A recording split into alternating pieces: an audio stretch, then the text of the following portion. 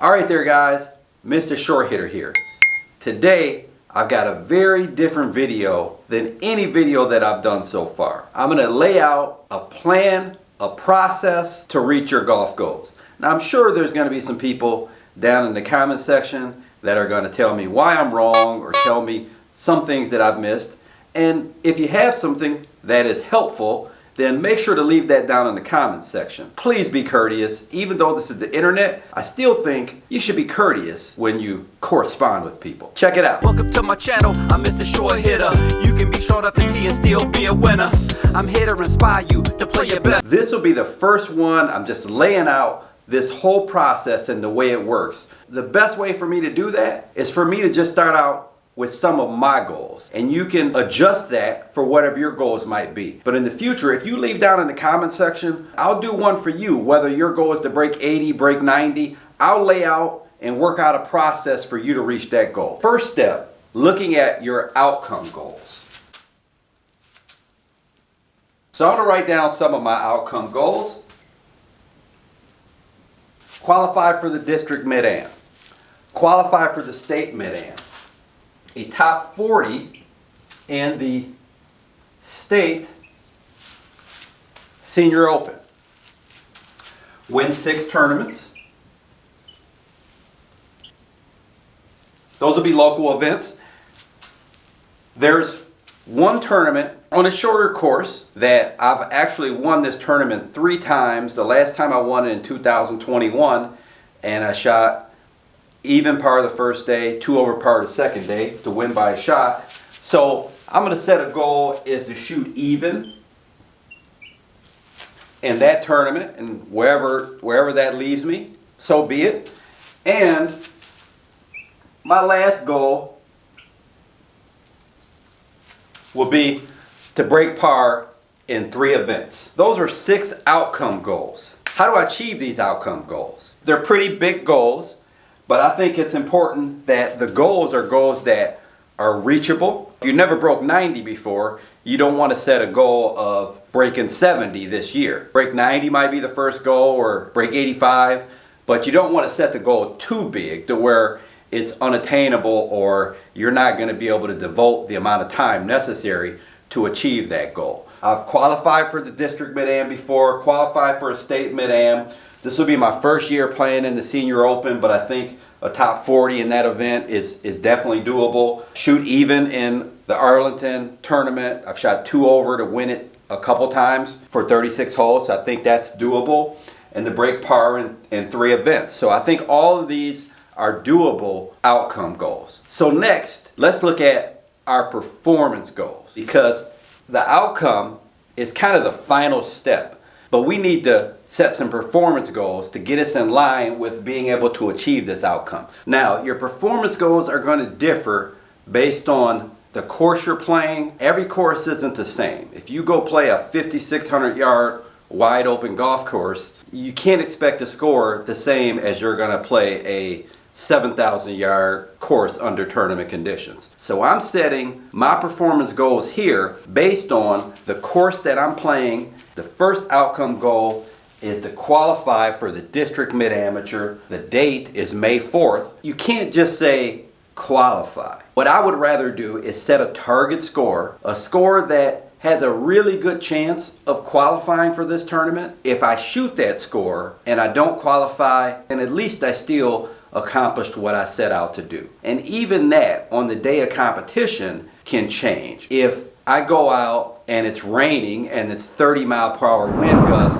well, maybe this target score of +3, I'm going to have to adjust that to maybe a +5. Under normal conditions, we're going to say our target score for this qualifier is a +3. I know the golf course. Our performance goals are going to be carry the driver 225 yards plus, and also maintain our accuracy. You know, you guys that have watched my super speed training, you've seen some of the things that I've talked about when I've talked about this May 4th qualifier. The course has elevated greens and some longer holes. It's very important when you have a course with elevated greens that you can hit the ball high, land it soft, which is hard to do if you're hitting a 3-wood into the green. And I've actually mapped out this golf course to know the yardages of my approach shots. So what I've done here is from 120 yards or less, we're going to have 4 approach shots. I'm saying 4 out of 4 from that distance. Now we know that's not necessarily realistic. It's possible in the tournament,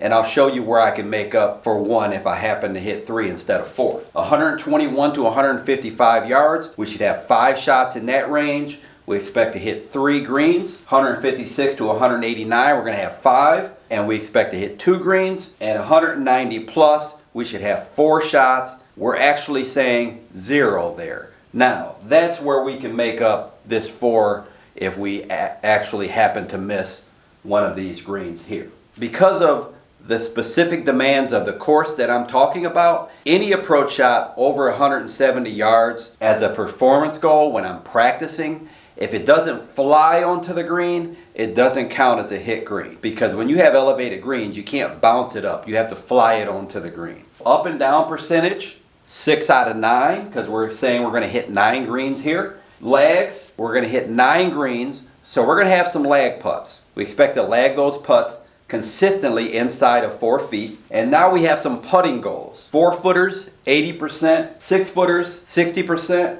and 8-footers, 40%. So those are our performance goals. It's going to be based on the individual when you need the help of a PGA professional. Some of you know your swings, you know I need to work on my short game, I need to work on my putting, I need to work on my full swing, and some of you may need help from a PGA professional. That doesn't change the fact that these are the goals and that this map is what's going to help you achieve those goals. Do I need the help of a PGA professional so I can hit 3 out of 5 greens from 121 to 155 yards? That's going to be based on the individual. Those are our performance goals. How do we reach our performance goals?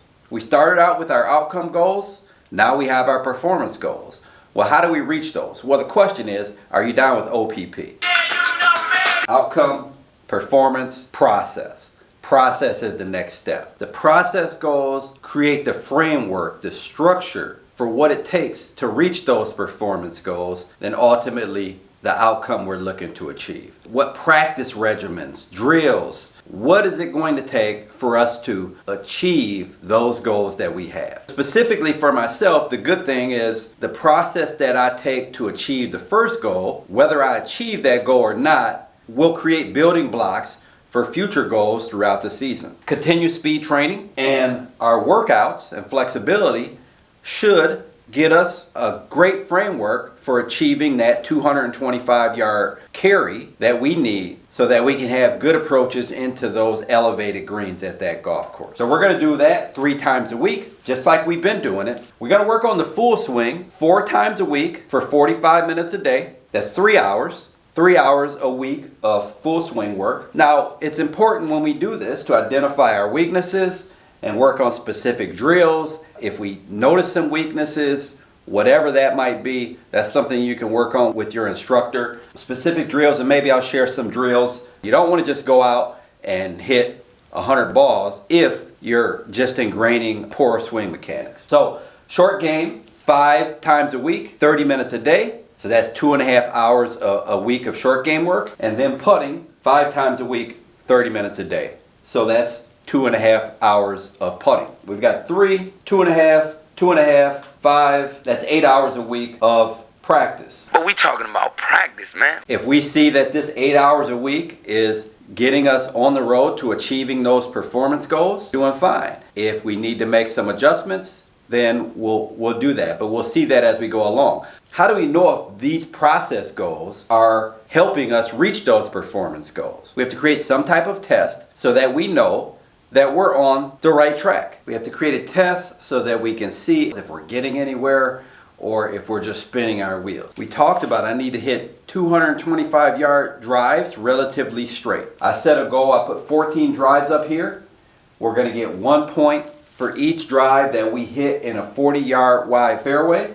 We're going to get another point for any drive that we carry 225 yards. This is going to be a test that if you're on the course, it's going to be a little tougher to do this part. You obviously can chart where your ball ends up, and that may give you a rough estimate of the carry. But if you're indoors on a simulator or something, you'll know that you had a 225-yard carry. 11 is the goal here for a fairway, and also 11 is the goal for a 225-yard carry. Goal for driving is 22 points. Now approach, we're going to get 1 point for every green we hit. So again, I'm looking at the approach shots I'm going to have specifically on this golf course. 4 shots from 60 to 120 yards.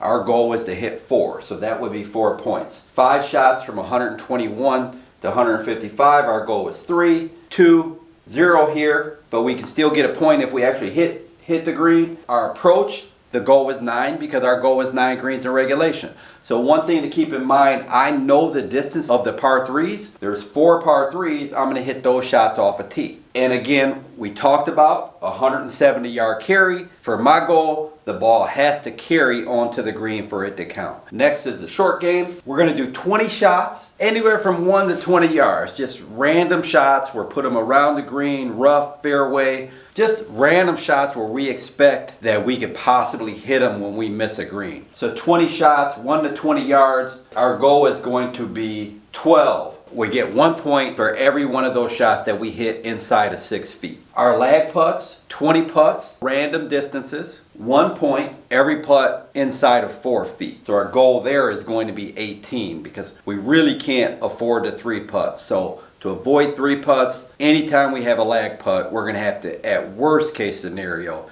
get it to 4 feet. Short putts, 4 foot, 6 foot, and 8 feet. The goal from 4 feet would be to make 8. From 6 feet would be to make 6, and from 8 feet to make 4. So that would get us 18 total on our putting, 18 on our lag putting, 12 on our short game. So the total points in everything, driving, approach shots, short game, putting, everything, the total points available is 116.